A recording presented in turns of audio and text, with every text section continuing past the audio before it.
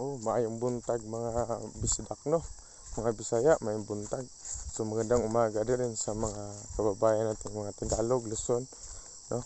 At sa Visayas, Mindanao, maayong buntag kaninyong tanan no.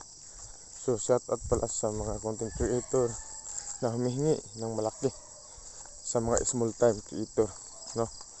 Lalo na po yung mga malaki na yung numbers of followers nila.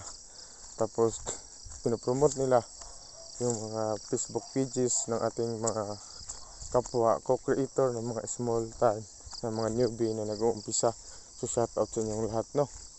So para sa akin mga ka-farmers, payo lang din po ito para sa inyo na huwag kayo basta-basta magtitiwala sa mga content creator na malaki ang kanilang Facebook page na i-promote kayo dahil hihingian kayo nila ng bayad no. So yan po yung reality dito sa social media mga farmers no. Walang libre dito no.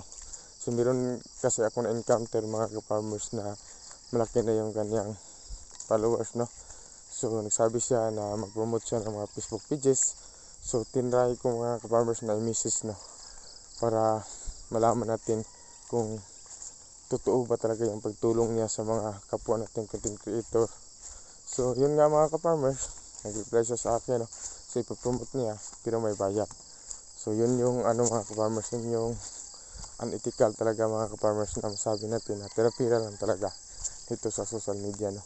So sa mga baguhan na nag-uumpisa, huwag kayo basta-basta magtitiwala sa mga ganong kasing tao no. Dahil pinipirahan lang din po kayo. Pero yung pag-promote nila sa inyong Facebook page, hindi po organic yun no.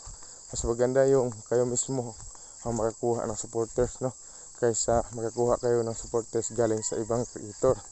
So mahirap yun, isang beses lang yun magsuporta no. So kasunod nun, mawala na yun mga ka-farmer.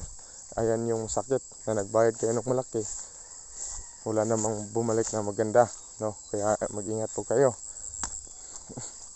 dahil baka yan yung dahilan na mag-quit na kayo dito sa social media dahil hindi nyo na-achieve yung goal nyo, hindi nyo nakuha yung gusto nyo mangyari dahil gusto nyo magbayad no. So masakit din isipin mga ka-farmers no, para sa ating mga kapwa content creator na maliit pa ang kanilang number of followers na nagbabayad ng malaki para ma-promote ang kanilang Facebook page. So masakit isipin no, para sa ating kapwa content creator. Yun nga mga ka-farmers, yun yung gagawin nyo, mas malaki yung gagastusin nyo, malaki din po yung lugi nyo. Biruin nyo, hindi pa kayo kumita, nagbabayad na kayo. Imbis na kayo yung binabayaran, kayo pa yung nagbabayad. Kaya take note, para sa mga small time creator na nag-uumpisa, huwag kayong magpa-promote ng inyong Facebook page. Subukan yung gumawa ng mga content na mismo ang mga tao o mga audience na po ang hanap sa inyo. Yan yung payo ko sa inyo dahil marami ako na-encounter, nababasa ng mga comment about sa promotion. Kaya mag-ingat po kayo mga ka-farmers no.